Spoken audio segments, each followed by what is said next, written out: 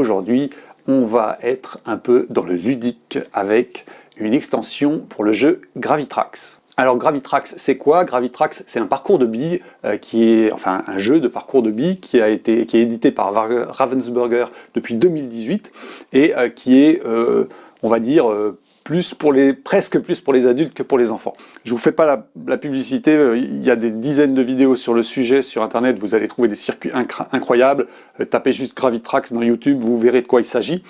Donc j'ai juste le starter set, il y a des éléments de base, des cales et après des tuiles qu'on met sur les cales. On a ensuite des rampes pour passer d'un niveau à un autre et des billes métalliques de deux masses différentes, les colorées étant légèrement plus lourdes que les non colorés. Avec ça, on a des accessoires pour faire des mouvements, pour remonter, pour voilà, des choses comme ça.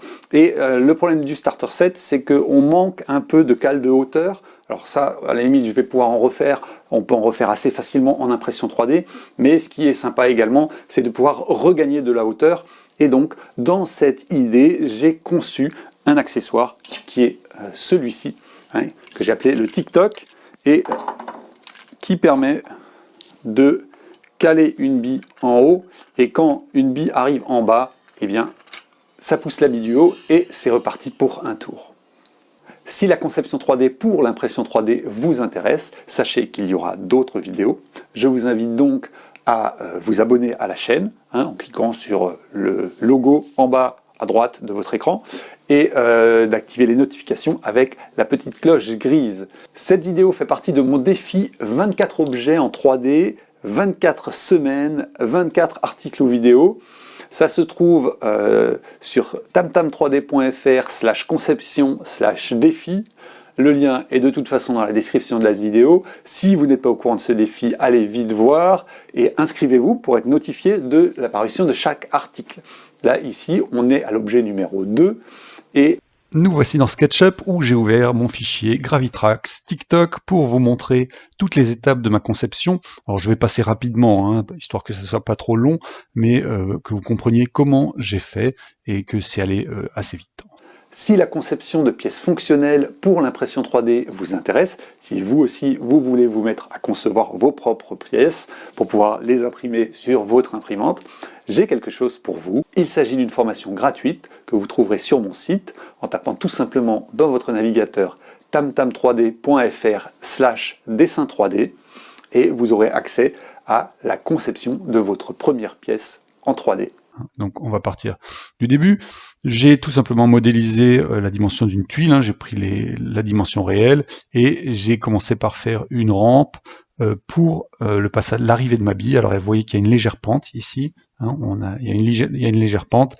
Ma rampe, je l'ai intégrée dans ma tuile que j'avais auparavant chanfreinée et ça m'a permis de faire ma base. Ensuite j'ai mis des murs, j'ai reproduit ma tuile en haut, et puis après je me suis rendu compte que il fallait que j'inverse le sens de ma tuile et que j'inverse la pente. Donc j'ai repris tout simplement cette tuile ici, ma pente je l'ai mise dans l'autre sens, je l'ai intégrée aussi, et ça m'a permis d'avoir une partie haute. Après j'ai commencé à dessiner mes leviers, vous les voyez ici, les axes de passage dans mes flancs, et au bout d'un moment il a fallu que je réfléchisse à l'intégration de la bille. Donc la bille, en bas elle arrive, elle tape, mais en haut il y en a une qui est en attente, donc il fallait l'intégrer. Donc j'ai dessiné une sphère, si vous ne savez pas comment dessiner une sphère, dites-le moi dans les commentaires et je pourrais vous montrer comment on fait. La bille, elle m'a permis de faire quoi? Elle m'a permis tout simplement de créer mon intégration ici. Vous voyez, j'ai fait un évidement, et une fois que celui-ci était fait pour la bille, je l'ai fait également, ici vous voyez, pour le levier. Ensuite, je me suis rendu compte que en impression 3D, les bords qui débordent là, c'est pas bon, faudrait des supports ou du 45 degrés, c'est pas bon, donc j'ai fait une soustraction. J'ai dupliqué mes flancs et je les ai épaissis, j'ai fait une soustraction, et du coup j'ai obtenu ça, que j'ai ensuite épaissi, tac. Après, le problème, c'est qu'ici, on a ce qu'on appelle un bridge en impression 3D, c'est-à-dire qu'on n'a pas le droit, enfin, c'est pas qu'on n'a pas le droit, c'est qu'il faudrait des supports, ou que ça risque de pas bien se passer, ou alors il faut avoir une imprimante 3D avec un gros ventilateur. Donc, regardez, j'ai créé tout simplement deux solides triangulaires, ici, des petites baguettes à 45 degrés, et je les ai intégrés à ma partie supérieure. Devant, j'avais pas besoin, comme en bas, je vais pas jusqu'au bord, et que là, il faut que j'aille jusqu'au bord, j'ai fait aussi un petit 45 degrés. Vous voyez, là, il y a mes deux pièces, mon solide, et ensuite, je les ai fusionnés. Donc, vous voyez qu'ici, ils sont fusionnés. J'ai fait ensuite mes petits chanfreins sur le dessus, et j'ai commencé à m'attaquer à la partie basse, et notamment, il faut dans Gravitrax une pièce de positionnement qui s'insère en bas. Donc j'ai fait ces deux accents circonflexes en dessous pour intégrer une pièce qui vient caler le support dans le plateau de jeu. Mes leviers doivent être au milieu de la rigole, mais ils ne peuvent pas faire toute la largeur, sinon ils frotteraient sur les bords. Donc j'ai créé, vous voyez, un petit cône comme ça. Ça c'est facile, on fait un cylindre et on agrandit un des rayons. Et j'en ai casé 4. 1, 2, 3, 4. Alors pas 6, parce que si vous regardez, il y a 6 trous, mais ici c'est juste une butée, c'est un cure-dent qui va passer. J'ai fait les trous au bon diamètre pour que les axes passent, qui forcent éventuellement un peu, et après j'ai juste à les coller à la superglue. Voilà, donc là j'ai commencé à me rendre compte que tous les gros bords là ils servaient à rien, c'était de l'impression pour rien, puis c'était pas très joli. Donc j'ai descendu l'épaisseur.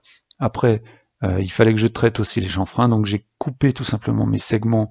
J'ai fait un petit segment de coupe ici, et ça m'a permis de descendre ici mes chanfreins, et après j'avais juste à faire une extrusion pour rejoindre les pieds. Elle est là, voilà, vous voyez, là il y a eu une extrusion du triangle pour rejoindre les pieds. Pour finaliser, alors il y a eu deux choses à faire. La première, c'est que je me suis rendu compte, alors que j'avais commencé d'imprimer, que j'avais oublié de faire les trous pour intégrer les échelles, enfin c'est pas des échelles, les rampes qui arrivent, dans Gravitrax, les tuiles, donc elles ont des petits inserts comme ça, donc vous voyez que je les ai reproduits ici avec deux solides, ça c'est deux petits segments de positionnement, et après je les ai soustraits de mon solide là. Et il y avait la partie inférieure, j'ai dû pas mal retoucher les dimensions, faire des petits essais, et mettre des chanfreins. J'ai tout arrondi, j'ai mis des chanfreins. Ça se fait facilement avec l'outil Suivez-moi. Il y a une petite manip à faire, même si on est en chanfrein intérieur. Je vous expliquerai ça dans une autre vidéo ou dans un cours.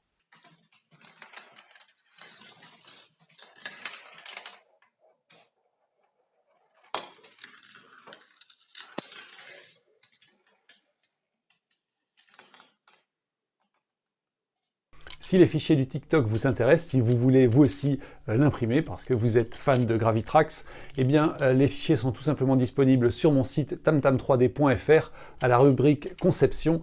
Cherchez les articles tagués avec défi 24 objets et vous aurez l'article du TikTok, et bien évidemment je vous mets le lien direct dans la description sous la vidéo.